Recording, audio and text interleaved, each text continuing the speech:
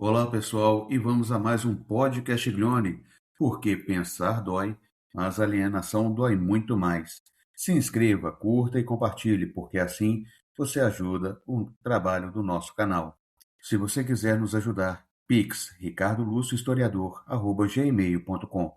Qualquer valor ajuda o canal a continuar. Hoje temos duas notícias que, juntas, contam uma única piada de mau gosto sobre o estado atual do imperialismo americano.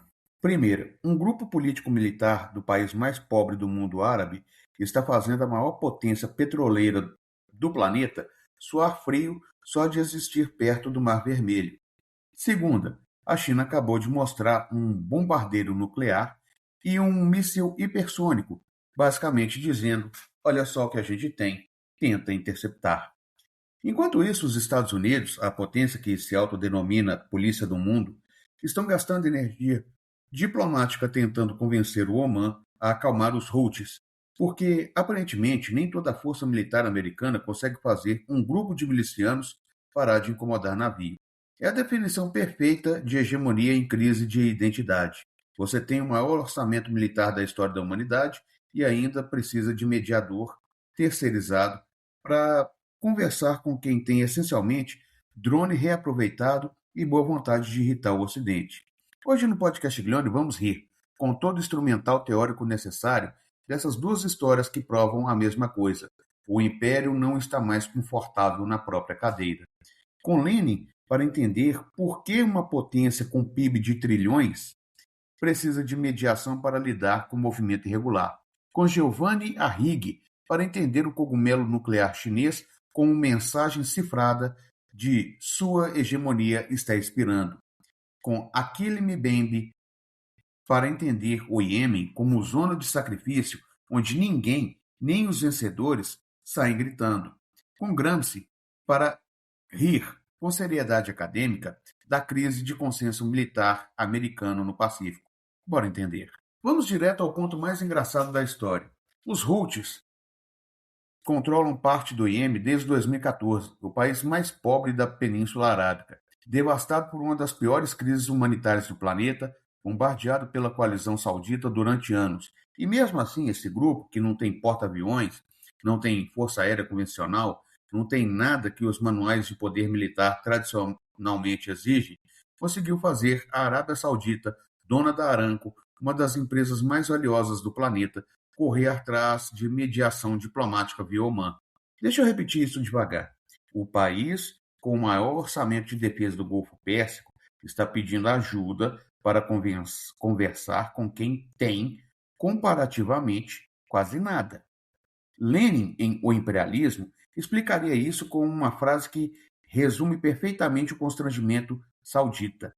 Poder militar convencional não garante controle sobre território, população ou rota comercial quando o adversário aprende a jogar assimétrico.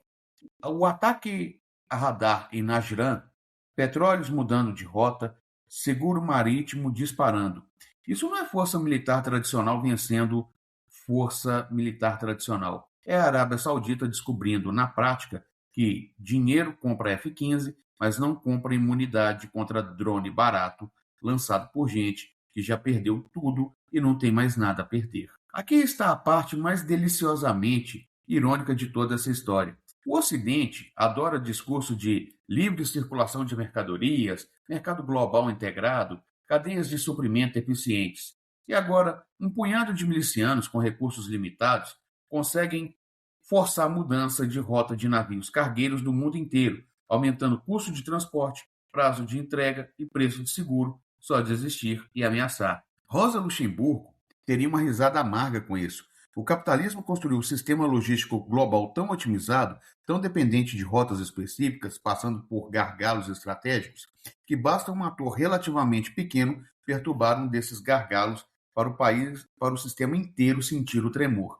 O Mar Vermelho não é só água salgada, é a artéria vital do capitalismo global. E os Houthis descobriram que apertar essa artéria, mesmo com recursos limitados, produz efeito desproporcional ao seu tamanho militar real. É basicamente o capitalismo global tropeçando na própria eficiência, Quanto mais você otimiza a rota, mais vulnerável você fica quando alguém decide bloquear justamente essa rota. E aqui chegamos ao capítulo mais sombriamente cômico. O navio indiano afundou e ninguém reivindicou a autoria. Isso é geopolítica em sua forma mais reveladora. Quando até os supostos culpados de sempre não têm interesse em assumir o ato, é sinal de que a situação ficou complexa demais até para os próprios atores do conflito. Aquele Mbembe, em Necropolítica, identificaria isso como um sintoma que ele chama de guerra sem assinatura. Conflitos contemporâneos onde a violência acontece, os corpos afundam, os navios explodem, mas ninguém precisa assumir responsabilidade formal, porque a ambiguidade serve a todos os lados. Sem reivindicação oficial, cada potência regional pode especular livremente, culpar quem for mais conveniente para a sua narrativa. O IEM, mais uma vez, vira palco onde a responsabilidade se dissolve na fumaça, mas as vítimas continuam sendo reais. Agora vamos para o segundo ato da comédia geopolítica de hoje. A China decidiu recentemente exibir um bombardeiro nuclear estratégico e míssil hipersônico, não porque estava com saudade de desfile militar, porque, segundo o professor Tiago Espíndola, é recado direto para o Japão, que anda discutindo fortalecer sua própria política de defesa. Traduzindo do geopolitês para o português sem verniz. Vocês estão pensando em rearmar? Deixa eu mostrar uma coisa aqui. É basicamente aquele vizinho que, quando você ouve comentando sobre comprar cachorro de guarda, aparece na janela passeando com um leão. O Giovanni Arrighi, em Adam Smith em Pequim, explicaria isso como parte do padrão histórico de deslocamento de poder. Quando o centro dinâmico da economia mundial se move para a Ásia, as demonstrações militares chinesas não são apenas sobre capacidade técnica, são sobre comunicar de forma inequívoca que o antigo arranjo de poder no Pacífico está expirando. E o míssil hipersônico, capaz de manobrar em pleno voo, dificultando drasticamente qualquer interceptação, é a China dizendo, com linguagem de metal e combustível de foguete. O sistema de defesa que vocês passaram décadas construindo já estão tecnicamente obsoletos. E aqui os Estados Unidos entram em cena fazendo o que sempre fazem quando sentem o tapete escorregando, reforçar alianças militares com Japão, Coreia do Sul e Filipinas, com exercícios conjuntos e presença militar ampliada. Gramsci chamaria isso de manutenção de hegemonia através de demonstração de compromisso. Porque, convenhamos, a aliança militar só funciona se o aliado acredita que você vai realmente aparecer quando a coisa apertar. E aqui está a pergunta que ninguém no Pentágono quer responder em voz alta.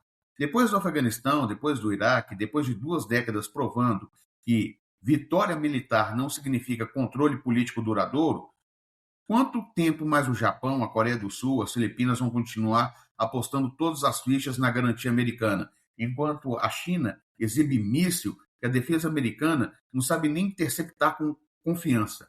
A RIG responderia: a aliança dura enquanto o cálculo de custo-benefício favorece continuar apostando no hegemon em declínio.